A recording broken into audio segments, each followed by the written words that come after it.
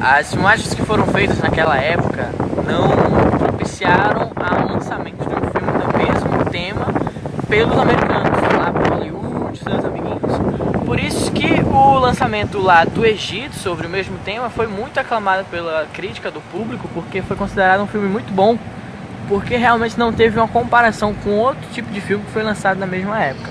Por isso que para sua época o filme foi considerado top. Como crítica, nós podemos dizer que o diretor utilizou muito pouco dos cenários que eles foram propostos no filme e que ele poderia ter utilizado um pouco mais para contar melhor essa história, porque as histórias de guerra e conflitos que aconteceram no Egito foram, no ponto de vista da equipe que está fazendo esse vídeo, foi muito mal feito, porque ocorreram muitos cortes secos e com isso a história acabou ficando sem sentido, deixando algumas lacunas e vácuos na história que não podem ser preenchidos depois que foi feito. Profundo. O filme tenta mostrar a decadência do Egito como sendo culpa da religião, por conta das suas ações e atitudes que eles tomaram no passado por influência da religião.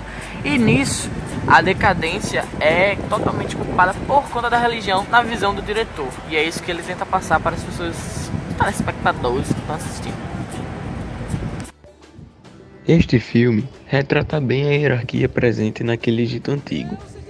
Percebemos que, tratado como Deus, está o faraó em seu topo, e logo em seguida vem a classe da nobreza, juntamente com os sacerdotes que apresentam forte poder labial naquele antigo Egito. Isso se dá devido ao fato de grande parte das decisões tomadas naquela época se basearem em sua própria religião, a egípcia, e do misticismo. A influência é tanta que no filme percebemos que, em algumas situações, os sacerdotes corruptos do reino tentam injustamente tomar a frente da palavra do faraó, mesmo sendo este um aspecto que no Egito Antigo era considerado como pena de morte, demonstrando uma grande incoerência. Além destes, falando um pouco sobre os escribas, durante a dinastia faraônica, estes não foram personagens supervalorizados, ou seja, eles não eram super bem tratados, pois para os egípcios, os escribas eram apenas pessoas inteligentes que sabiam ler e escrever, e para eles isso era suficiente. Tanto que para eles os soldados eram dentro da hierarquia considerados mais importantes do que os escribas conforme a imagem. Outro ponto no qual conseguimos... Não vai atrapalhar não?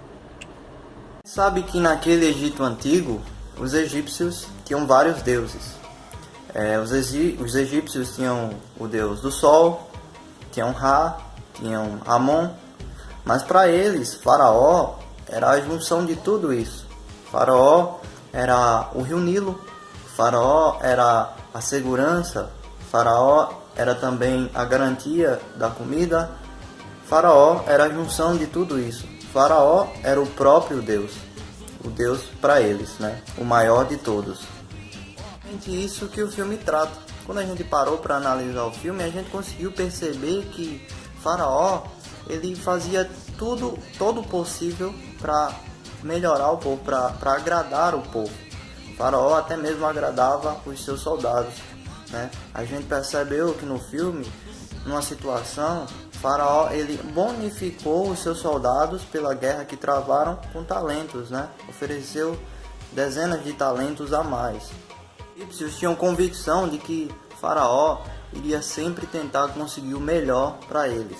Afinal, Faraó sempre tentava defender o seu império de ataques. Além disso, Faraó era o maior dos sacerdotes ali.